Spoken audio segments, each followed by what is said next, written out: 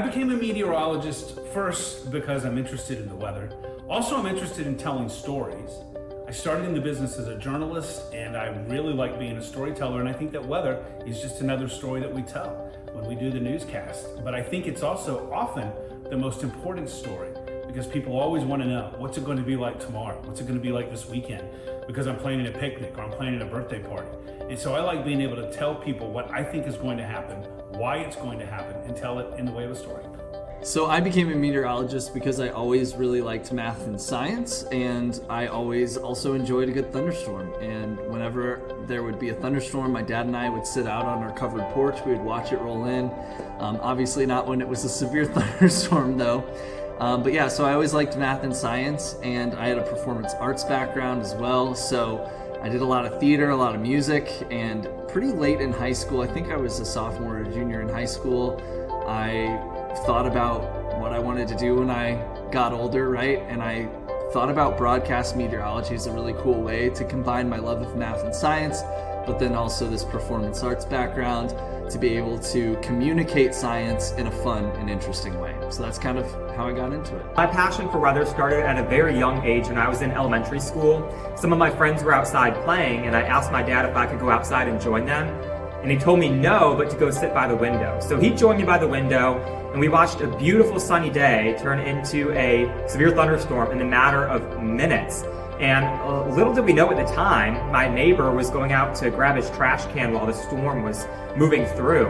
And in that process, a tree fell on him. He was injured. He turned out okay, which is the good news. But ever since then, I wanted to learn how to forecast those events and how to better warn the public of the danger of the warnings that are to come. And ever since then, I've been really into meteorology, and that's what inspired me. I love the weather. I love the weather just as much now as I did when I was 3 years old. I remember being, really young, and my parents would put me in front of the TV to watch the news, and I was enthralled by it, but particularly the weather segment.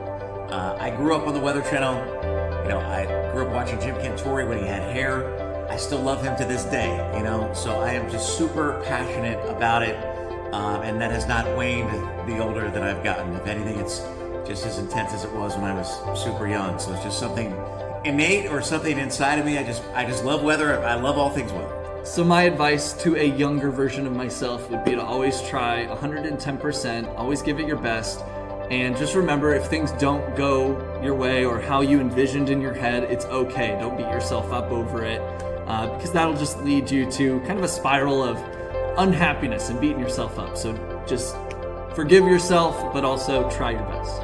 Follow your instincts, follow your gut, follow your heart, do what you want to do, and just keep putting one foot in front of the other, and just have faith and have trust that eventually that everything's going to work out well.